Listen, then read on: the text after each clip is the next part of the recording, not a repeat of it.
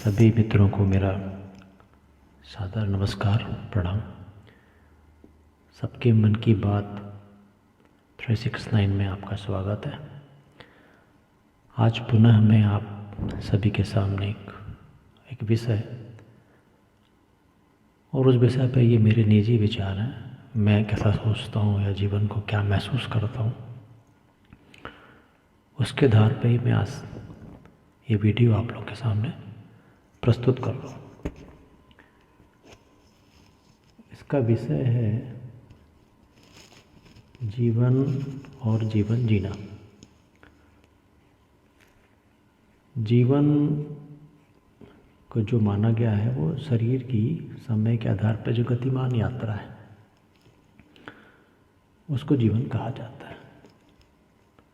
ये जन्म से मृत्यु तक की गतिमान यात्रा समय है।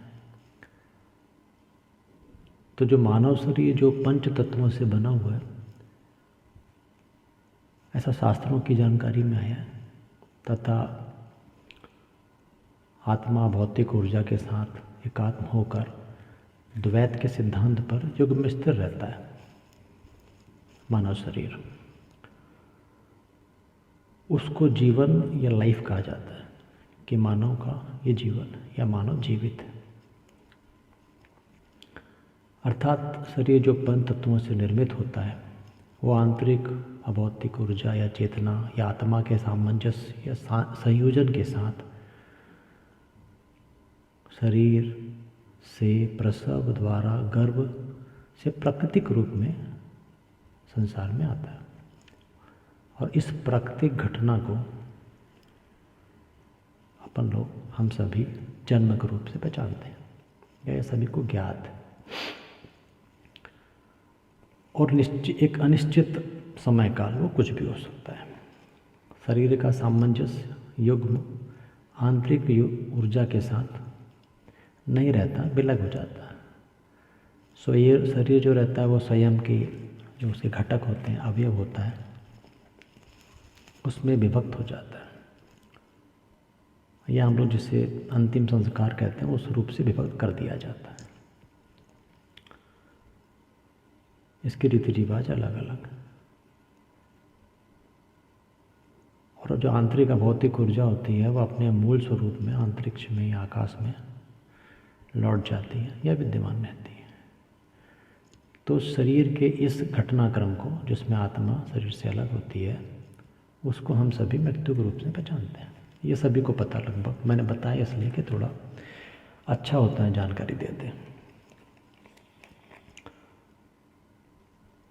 इस शरीर के जन्म से मृत्यु तक के घटनाक्रम जो समय काल होता है उसको जीवन कहते हैं। ऐसा ही मेरे भी समझ में आया, और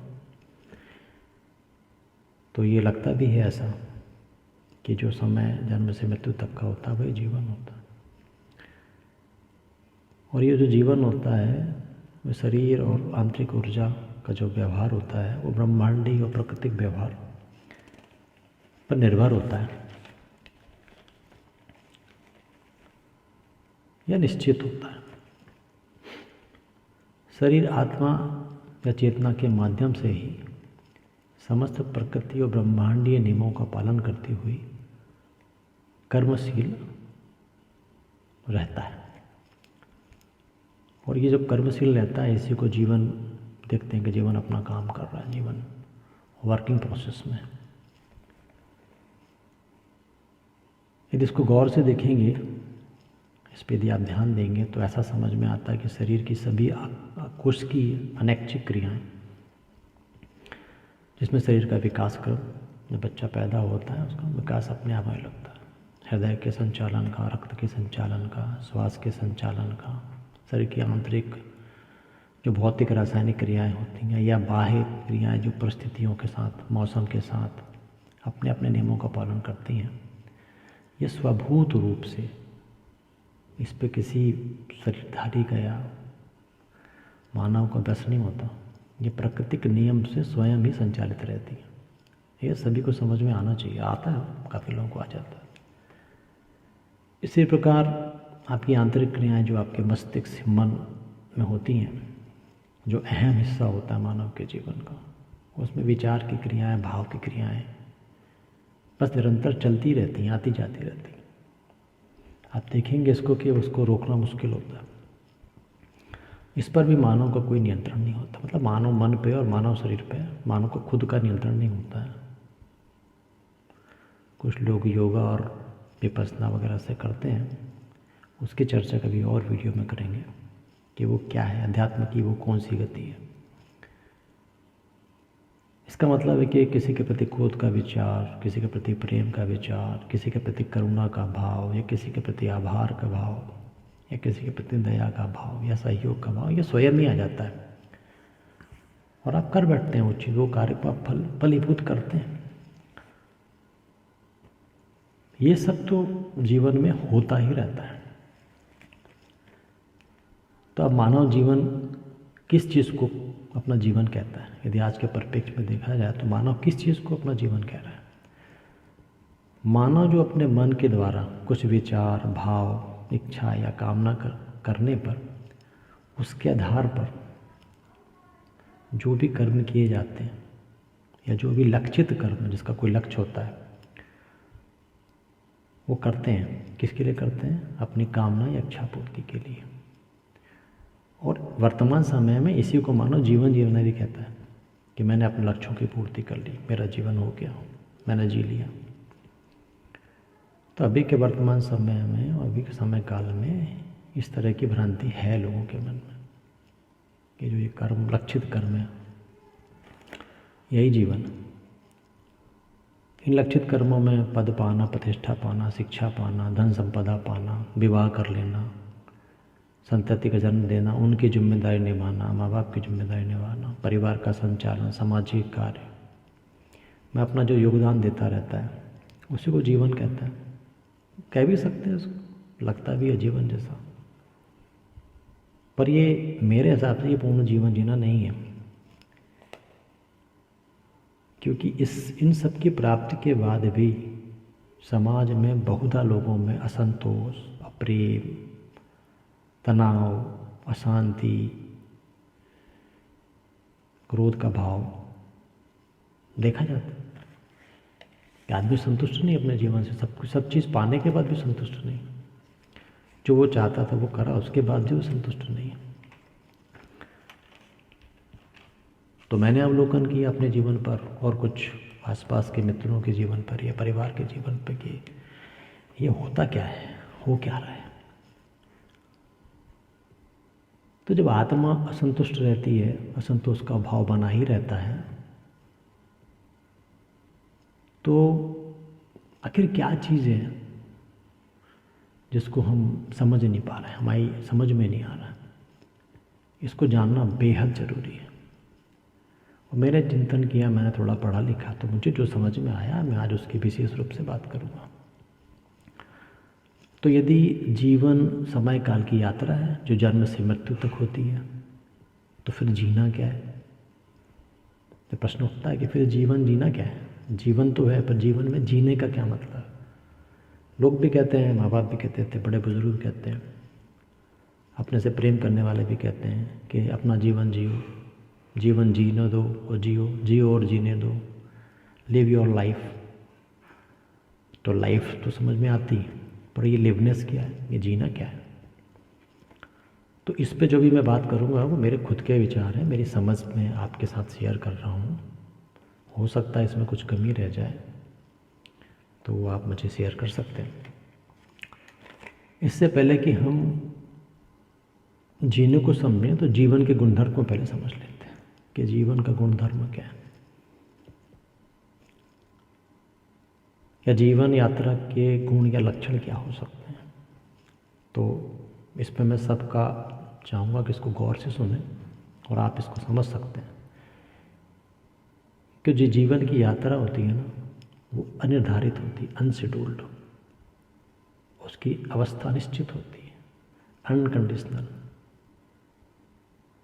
उसकी कोई परिस्थिति निश्चित नहीं होती, अनएक्सपेक्टेड, अनापेक्षित, अनस्टेबल, अस्थिर, अनिश्चित, अनसर्टेन। ये लक्षण है, जीवन में ये चीज़ें पाई जाएंगी। गतिमान समय के साथ जब गति करेंगे तो ये देखेंगे कि हाँ ये चीज़ है, ये निश्चित है। गतिमान यात्रा होती है और चलती रहती है भविष्य की ओर, जिसको हम लोग भविष्य बोलते हैं। जीते वर्तमान में, ध्यान वर्तमान की जगह भविष्य में रहता है। तो जो इसकी जो उपलक्षण बताए मैंने आपसे, वही जीवन का मूल्य रहस्य है। और सौंदर्य भी है कि हमें कुछ पता ही नहीं, कुछ निर्धारित ही नहीं है, सब कुछ अस्थिर, अनिश्चित, अनापेक्षित है। कि आने वाले पल के बारे में मुझे पता नहीं कि क्या हुआ, कल को मेरा बेटा सरप्राइज देगा या मैं खुद सरप्राइज जाऊँ कोई ऐसी चीज़ देख के, मौसम को देख के, कह रहे यही सौंदर्य है कि आपको पता ही नहीं है कि अगले पल, जो वर्तमान में आने वाला पल, उसमें क्या होने वाला। और जब आप इसको महसूस करेंगे, जब इसमें आनंदित होंगे, तो आप देखिएगा बहुत मज़ा आएगा आपको इस चीज़ में। तो इसमें खासियत क्या रहती है कि इस सौंदर्य के कारण, जो बिल्कुल अनिश्चित अनिश्चित, मैं बार बार इसलिए बोलता हूँ कि आपको ये बात अच्छे से दिमाग में बैठ जाए कि मूल रूप से जीवन अनिश्चित है, अनिर्धारित है, अनापेक्षित है, अनसर्टेन है। और इसके कारण ही जीवन में उत्साह, उमंग, साहस, आनंद, लालसा, ये सब बनी रहती है। और ये सभी लक्षण वर्तमान समय में ही होते हैं और वर्तमान समय का मूल आधार है, और वर्तमान समय में ही प्राप्त किया जा सकता है। यदि आप किसी के साथ प्रेम में हो तो भविष्य में नहीं हो सकते, वर्तमान समय में होंगे। किसी के साथ उमंग में हो, आनंद में हो, तो वर्तमान में रहोगे। आपके अंदर उत्साह है तो वर्तमान में, आपके अंदर साहस है तो आपके वर्तमान में होगा। ये चीज़ें भविष्य में कभी नहीं हो सकती। और इसके रोमांच का ही मज़ा है, जीवन जीना ही है। अब जो समाज में जो विषमता हो गई, या समझ के कारण हम समझ नहीं पाए, या गलतफहमी हो गई, तो मानवों ने वर्तमान समय को भविष्य निर्धारण की चिंता और चिंतन में लगा दिया, और पूरा का पूरा जीवन भविष्य में स्थिर कर दिया कि कल क्या होगा। आज का तो पता ही नहीं वर्तमान समय का। वर्तमान समय में भविष्य की कल्पना कर रहे हैं, भूत को देख रहे हैं, वर्तमान में जा रहे हैं, वर्तमान में ठहराव ना के बराबर हो गया, बस कल की भाग दौड़ में लगा रहे हैं। वर्तमान समय में ऐसे जीवन हो नहीं पाता, जीना हो नहीं पाता, और आदमी उन चीज़ों से मुलाकात ही नहीं कर पाता, उन चीज़ों को आत्मसात ही नहीं कर पाता जो उसके जीवन का मूल आधार है। या तो भूतकाल के प्रायश्चित में लगा रहेगा, या भविष्य की चिंता में लगा रहेगा। तो इस चीज़ ने मानव जीवन को और भी दुभर या मुश्किल कर दिया है। वर्तमान समय में वो बिल्कुल रुक ही नहीं पाता। वर्तमान समय में जो मानव की भविष्य को लेके चिंता है, उसमें पूर्ण रूप से डूबा हुआ है। अब जब उठता तो उसका अवसाद हो जाता है, कि डिप्रेशन और फ्रस्ट्रेशन हो जाता है। वो जीवन मतलब उसको लगता है कि पता नहीं मैं क्यों जी रहा हूँ। वो कभी खुश नहीं रह पाता, आनंद से नहीं रह पाता। और यही दुख, असंतोष, क्रोध, मानसिक और शारीरिक जो भी घटनाक्रम होते हैं, झगड़े फसाद हो जाते हैं तनाव के कारण, और तनाव से फिर बीमारियाँ भी आती हैं। तो जो भविष्य की चिंता है, वो वर्तमान में न जीना है, यही सभी प्रकार की सामाजिक, पारिवारिक और बीमारियों का जड़ है, मूल है ये। इस पे ही मानव सभ्यता को और मानव को ध्यान देना पड़ेगा। बार बार इसको ध्यान में रखें कि अगले आने वाली पीढ़ियों को हमको बताना है कि जीवन जीने के लिए हमें जो कर रहे हैं उसके साथ साथ और भी क्या करना है। तो इस फ्रस्ट्रेशन अवसाद में यदि किसी मानव से पूछो कि जीवन कैसे चल रहा है, तो जीवन कट रहा है, गुजर रहा है, बीत रहा है, वो जीवन जीना कहते ही नहीं। ये कहता है बहुत संघर्षों में है, मैं परेशान हो गया हूँ। सारी व्यवस्थाओं के बाद देखो क्यों परेशान हो गया। ये बात मेरे समझ में भी नहीं आती थी। मैं अपने समाज में, अपने परिवार में, आसपास ये देखता था कि उच्चतम शिक्षा पाने के बाद, सारी व्यवस्थाओं की सारी पूर्ति करने के बाद, सभी संसाधन होने के बाद, पद प्रतिष्ठा है, मान सम्मान है, धन संपदा है, वैभव है, उसके बाद भी आदमी के मन में दुख, कष्ट और संतोष का भाव है। वो उससे अछूता रह ही नहीं पा रहा। अतः ऐसे एक निष्कर्ष, एक नियम निकाला जा सकता है कि भौतिक, शारीरिक, पारिवारिक, सामाजिक लक्ष्यों की प्राप्ति के बाद क्या ऐसा कुछ रह जाता है जो जीवन को पूर्ण नहीं लगता, या जिससे जीवन जीने की पूर्णता को नहीं प्राप्त होता। तो ऐसा क्या किया जाए, ऐसी कौन सी चीज़ को किया जाए जिससे जीवन जीने की संपूर्णता को पाया जाए या पूर्ण जीवन जिया जाए, या जिसे जीवन को जीना कह सकें, या जीवन जीने के प्राकृतिक वैधानिक लक्ष्य क्या हैं, या मानव का जीवन जन्म क्यों हुआ है। तो मैंने जो अध्ययन किया और जानकारी प्राप्त की प्रबुद्ध लोगों से और कुछ किताबें और पुस्तकें पढ़ने के बाद, तो मैंने ये पाया कि मानव भय रहित जीवन चाहता है। ये उसकी मूलभूत आवश्यकता। वह सबके साथ प्रेम पूर्वक रहना चाहता है, सबके साथ आनंद पूर्वक रहना चाहता है, सबके साथ शांति पूर्वक रहना चाहता है, वो तनाव रहित रहना चाहता है, सबके साथ सहयोग, पारस्परिक सहयोग, समरसता के साथ रहना चाहता है। वह अस्तित्व प्रकृति और जो वन्य प्राणी है, ये पूरा भूमंडल है, आकाश मंडल है, इसके साथ एक होकर जीना चाहता है।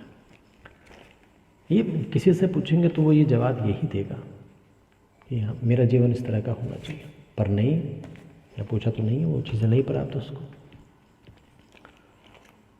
तो ये दिखता है कि वर्तमान समय में ऐसा कम दिखाई देता है। बहुत बहुत कम लोग हैं जो वर्तमान समय में इन चीज़ों को प्राप्त कर रहे हैं।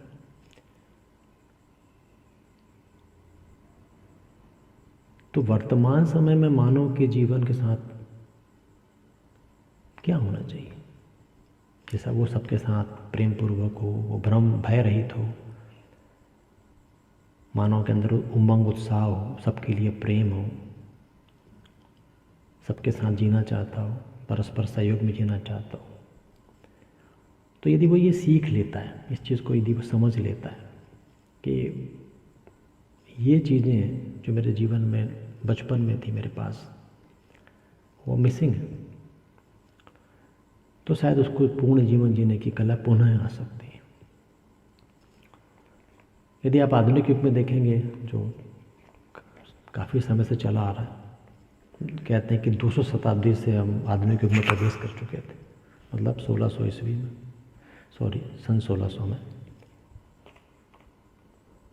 तो मानव सभ्यता में, मानव समाज ने सर्वाधिक कार्य किस चीज़ पे किया कि उसके जीवन को, उसके भविष्य को सुरक्षित और निश्चित करने की कोशिश की गई।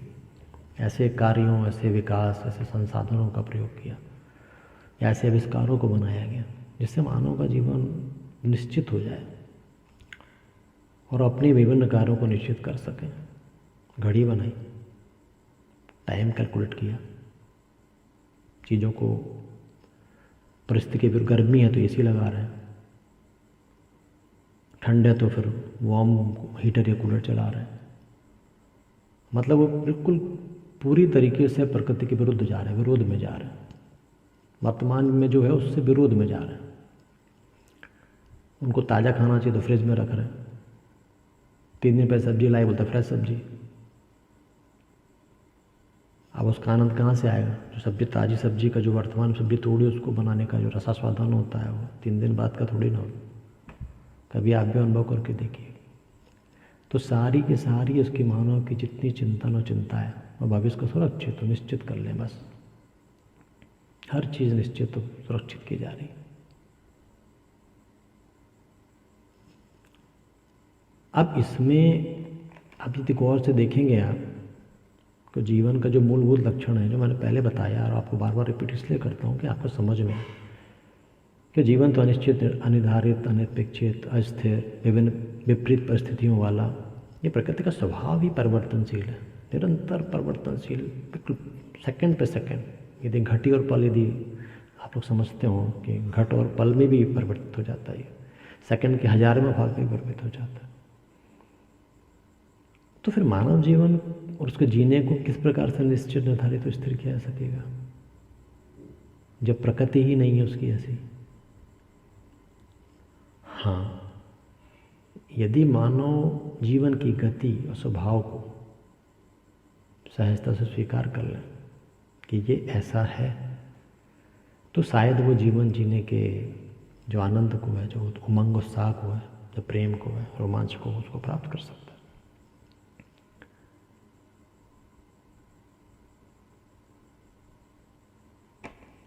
यदि मानव की समझ जीवन के इन गुणों के आधार पर विकसित कर ले कि वर्तमान समय में अपने सुख सुविधाओं, निरोग होने के नियमों का पालन उसको समझ में आ जाए कि प्रकृति से किस तरह से निरोग हो सकते हैं, प्रकृति में किन चीज़ों की आवश्यकता होती है, उसकी प्राकृतिक आवश्यकता क्या है, उसकी शारीरिक आवश्यकता क्या है, उसकी मानसिक भावनात्मक आवश्यकता क्या है, उसकी समाज जो परिवार और आर्थिक आवश्यकता है क्या, उसका निर्धारण कर ले।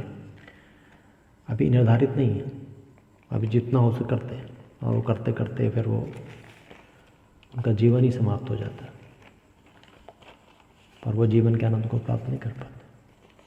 मैं तो देखा है, बाकी आप लोग इस पर विचार और चिंतन और मंथन कीजिएगा, पर वर्तमान में ही कीजिएगा।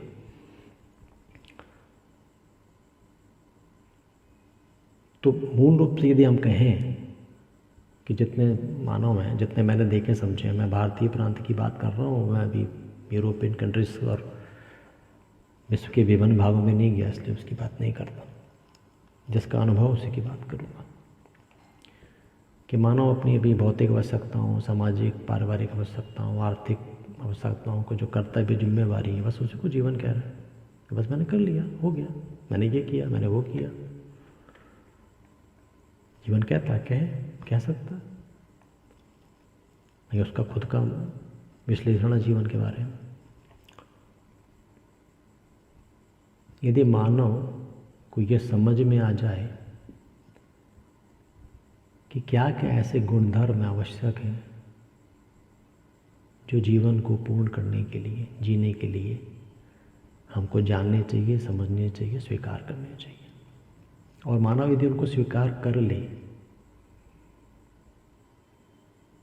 तो जीवन जीने की पूर्णता का जो उसका घटनाक्रम है वो पूर्ण हो जाएगा। क्योंकि वर्तमान समय में ही जीवन की गति होती है। जीवन की गति कभी भी भविष्य में नहीं हो सकती। वर्तमान समय में ही आप प्रेम, आनंद, शांति, आत्मीयता का अनुभव और अनुभूति कर सकते हैं, और इसी चीज़ से आप इन चीज़ों से ही जीवन को भी अनुभूत कर सकते हैं कि अच्छा जीवन क्या है। कि जब आप आनंदित होने के लिए सारे प्रयास करते हैं, आप प्रसन्न होने के लिए, आप उत्साह में रहने के लिए कि क्या काम करना है, और अंत में जब आप थक हार जाते हैं तो आप कहते हैं मुझे शांति और एकांत में रहने दो। या जब बहुत तनावग्रस्त होते हैं तो अपने माता पिता के गले लग के आप जब आत्मीयता का अनुभव होता है तब आपको शांति आती। या अपने बच्चे को जब गोद में उठा लेते हैं तो आपको बच्चे का जो प्रेम है वो उसका अनुभव होता है। ये कभी बहुत दिनों बाद भाई आया या बहन आई, उनसे जब मिलते हैं तो आपकी आंखों से आंसू अचानक गिरने लगते हैं। वो जो अनुभव है वो बिल्कुल वर्तमान का होता है, और वही जीना है, उसको मैं जीना बोलता हूँ, व्यवस्थाओं को जीना नहीं बोलता। ये तो ज़रूरी चीज़ है। उदाहरण के लिए मैं आपको एक लाइव मैच के बारे में बताता हूँ कि लाइव मैच से हाईलाइट से आप समझ सकते हो कि जीवन क्या है। यदि आप हाईलाइट देखते हो तो घटना तुम पता होता है कि इसका परिणाम क्या हुआ है, पल पल की जानकारी होती है, भूतकाल में हो चुका है। तो उसको देखते समय आपके अंदर जो कि परिणाम पता है, चीज़ें पता है, तो देखते ज़रूर हैं यहाँ पर आपके अंदर आनंद हो, उससे लगाव, उससे अट्रैक्शन, उसकी तरफ खिंचाव, उत्साह, उमंग, रोमांच, आत्मीयता कुछ भी नहीं होती, क्योंकि वो घटना घट चुकी है, आप देख बस रहे हैं। जबकि यदि आप लाइव मैच देखते जिसमें कुछ भी पूर्ण निर्धारित नहीं है, अगले सेकंड, अगले पल क्या होगा, उसमें कुछ भी स्थिर नहीं, कुछ भी निश्चित नहीं, तो उस समय आपका जीवन बिल्कुल वर्तमान समय गति के साथ एक साथ हो जाता है। कभी लाइव मैच देखें तो फिर उसको अनुभव भी करिएगा। और जिस समय की गति और आपका जीवन वर्तमान में आता है, उस समय जीवन जीने के स्थिति से होकर गुजरता है, जिसमें भावनाएं, विचार, रस संचार, हृदय गति, शारीरिक क्रियाएं समस्त रूप से एकदम वर्तमान में आ जाती हैं। उस समय जो घटना घटती हैं समस्त, उन्हीं सभी घटनाओं को मैं जीवन बोलता हूँ कि हाँ ये जीवन, इसको जीवन कहा जा सकता है। मैं उनको जीवन नहीं बोलता, जो भूत या भविष्य में गुजर गई वो तो गुजर गई, जीना तो वर्तमान में ही होगा। तो जब आप इन सबको अनुभव करेंगे तो जीवन के वर्तमान समय में रहना, जिसमें आप निरंतर आनंद, प्रेम, उत्साह, उमंग, शांति, परस्पर सहयोग, सहअस्तित्व, प्रकृति के साथ सहभागिता, अन्य प्राणियों के साथ सहभागिता, यदि आप मानो अपने एक दिन जिसको उसने 24 आवर में कैलकुलेट किया है, उसमें कुछ समय के लिए भी इस रहस्य और सौंदर्य को प्राप्त कर ले, तो वो जीवन जीने की दूसरी स्थिति में चला जाएगा। वो बिल्कुल अलग ही स्थिति में चला जाएगा।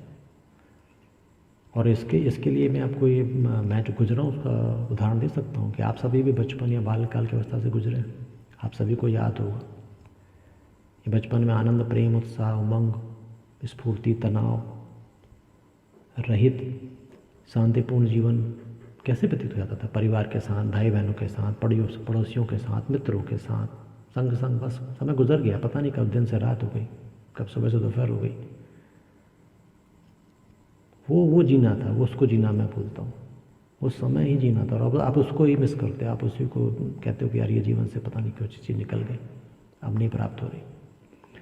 विडंबना ये है कि जैसे जैसे आयु का विकास होता है, हम जैसे जैसे प्रौढ़ावस्था मतलब किशोर अवस्था तो प्रौढ़ावस्था में जाते हैं, तो हमारे अंदर ये लक्षण विलुप्त हो जाते हैं और नए लक्षण पैदा हो जाते हैं जिसके हम जीना नहीं चाहते। वो है भय, भविष्य की चिंता, तनाव, अशांति, ईर्ष्या, द्वेष, नफरत, क्रोध और संघर्ष। मतलब ये चीज़ तो हमने जीवन में कभी चाह ही नहीं थे, ये हमें प्राप्त हो रहे हैं। मतलब जीवन की गति ही गलत हो गई, जीवन जीने की हम गति गलत जगह चले गए। तो ये दो चीज़ों को हम के अंदर तालमेल बिठा लें तो शायद जीवन जीने को पूर्णता को प्राप्त कर सकते हैं, या जीवन जीने की कला हमको आ सकती है। पहली कि मानव अपनी आवश्यकताओं की पूर्ति करे, उसकी जो भी मानसिक आवश्यकताएँ, शारीरिक आवश्यकताएँ, पारिवारिक आवश्यकताएँ, सामाजिक कर्तव्य हैं, प्राकृतिक कर्तव्य हैं, पद प्रतिष्ठा है, धन संपदा है, सुख की जो भी उसको व्यवस्थाएं करनी है, वैभव की जो व्यवस्था करनी है वो करे, करता ही रहता है। और ये जीवन की ये जो भौतिक जीवन उसके लिए आवश्यक भी है। हम आंतरिक जो हमारा आंतरिक बनावट स्ट्रक्चर है उसकी जो हम चिंता नहीं करते ना, मैं उसकी बात कर रहा हूँ। भौतिक के तो आप लोग कर लेते हैं, वो सभी कर रहे हैं।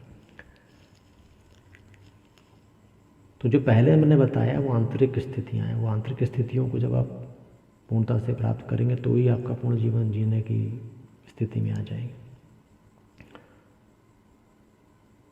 अब भौतिक आवश्यकताओं की पूर्ति के कारण हम जीवन जीने से वंचित रह जाते हैं। अब इसको देखेंगे अभी गौर से कि पूरे विश्व में मानव जहाँ जहाँ भी है वो मानव के ही खिलाफ खड़ा होगा। वो मानव के जीवन को मानव ही दुर्बल बना रहा। अब वो जाति के नाम पर हो, धर्म के नाम पर हो, रंग भेद के नाम पर हो, क्षेत्रीयता के नाम पर हो, शिक्षा के नाम पर हो, और तमाम चीज़ें आप इसमें जोड़ सकते हैं। पर मानव ही मानव के खिलाफ खड़ा है। वो ही मानव के जो जीवन में कष्ट, दुख है या संताप है वो मानव की देन है। वो कोई प्रकृति नहीं दे रही आपको, पेड़ पौधे नहीं दे रहे। वो पेड़ पौधे अपने आप में ठीक है, उनको भी आपसे ही कष्ट है। वन्य प्राणियों को, पर्यावरण का जो भी नुकसान या हानि या उनके साथ जो दुर्व्यवहार हो रहा है, प्रदूषण हो रहा है, उसके जिम्मेदार सिर्फ मानव जाति है। मानव जाति ने अपने जीवन की पूरी दिशा बदल रखी, और ऐसी स्थिति में रहेगा तो एक दिन ये विलुप्त भी हो जाएगा, क्योंकि प्रकृति उस चीज़ को नहीं रखती जिससे उसको स्वयं नुकसान होता है, वो बदल देती है। और पहले भी ऐसा कभी जाएंगे तो उसकी बात मैं कभी बताऊंगा आपको कि कभी हिमयुग आया था। बार बार हिमयुग की बात क्यों कहते हैं, प्रलय की बात।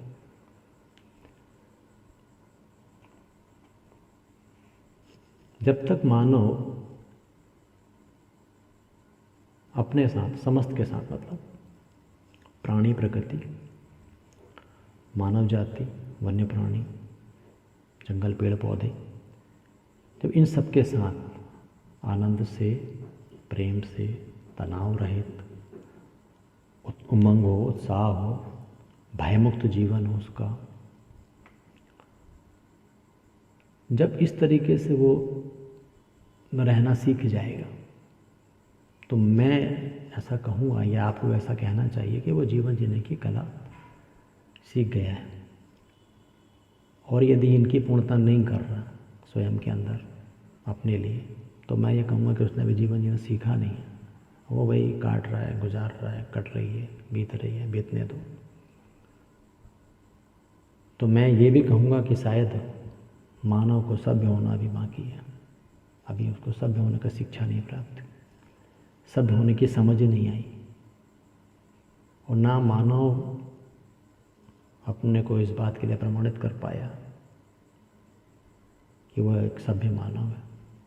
अभी उसको और यात्रा करनी है असभ्यता से सभ्य मानव तक। तो ये सब मेरी बातें थी जो मैं आपसे शेयर करना चाहता था। आप सभी का धन्यवाद, आप सभी का आभार। आपको मेरे विचार और मेरी बातें जो आपसे साझा करता हूँ वो अच्छे लगते हों तो चैनल को सब्सक्राइब करें, कमेंट करें। कोई चीज़ मेरे चिंतन में छूट गई हो तो अपने विचार बताएं, और कोई ऐसी चीज़ जो मैं सही नहीं कह रहा हूँ तो उसमें सुधार की गुंजाइश रहती है, क्योंकि मैं भी आप जैसा एक इंसान हूँ, व्यक्ति हूँ। बस मेरी कोशिश रहती है कि जो मेरे अंदर विचार और समझ आती है मैं अपने सभी राष्ट्र प्रेमियों भारतीयों के साथ साझा कर सकूं। आप सभी का धन्यवाद, सादर प्रणाम। आप सभी की जय हो।